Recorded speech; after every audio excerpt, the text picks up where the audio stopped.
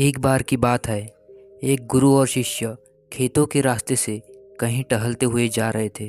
तो रास्ते में उन्हें एक जोड़ी पुराने जूते रखे हुए दिखे।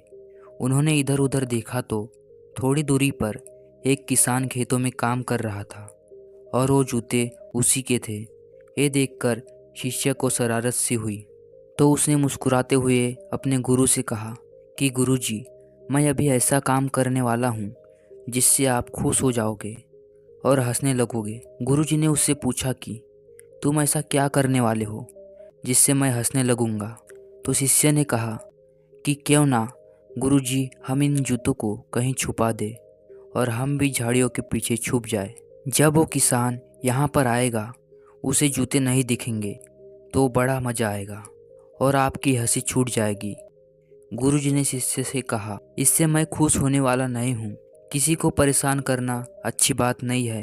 तभी गुरुजी ने शिष्य से कहा कि अब मैं ऐसा काम करूँगा जिससे तुम खुश हो जाओगे। तभी शिष्य ने कहा कि वो कैसे। गुरुजी ने कहा, बस तुम झाड़ियों के पीछे छुप जाओ, मैं 2 मिनट में आ रहा हूँ।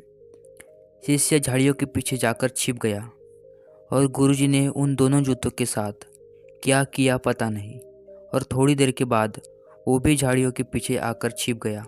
फिर थोड़ी देर के बाद किसान वहां पर आया। जैसे ही उस किसान ने एक जूते में अपना पैर डाला, उसे जूते में कुछ होने का एहसास हुआ। उसने देखा तो उसे जूते में एक चांदी का सिक्का दिखा। किसान ने हैरानी से इधर उधर देखा, लेकिन उसे कोई नहीं दिखाई दिया। उसने सिक्का जेब में रख लिया। फिर उसने दूसरे जूते में पैर डाला, उसमें भी उसे चांदी का सिक्का दिखा। ये देखकर किसान भावुक हो उठा। उसने फौरन दोनों हाथ उठाकर ऊपर वाले से कहा, हे ऊपर वाले, तू बड़ा दयालु है। आज मेरी बीमार पत्नी की दवा और बच्चों के खाने का इंतजाम तूने कर दिया। आज मेरा विश्वास तुझ पर और भी हो गया कि तू सबका ख्याल रखता है।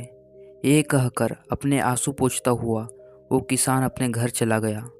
ये नज़ारा देखकर शिष्य हैरान हो गया और अंदर ही अंदर उसे बहुत खुशी महसूस होने लगी और उसे अच्छा फील होने लगा।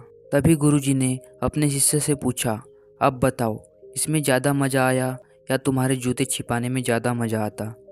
शिष्य ने अपने गुरु को जवाब दिया कि आज आपने मुझे ज़िंदगी की सच्ची सीख दी है। जो मज़ा दूसरों को खुश होते हुए देखने में है वो किसी और चीज़ में नहीं है।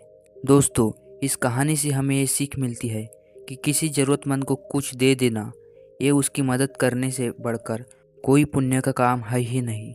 और अब जहाँ कहीं भी आपको किसी अनजान इंसान के साथ शरारत करने का सूझे तो वहाँ पर इस तरह की शरारत करके देखना, आपको सच में बहुत मज़ा आएगा।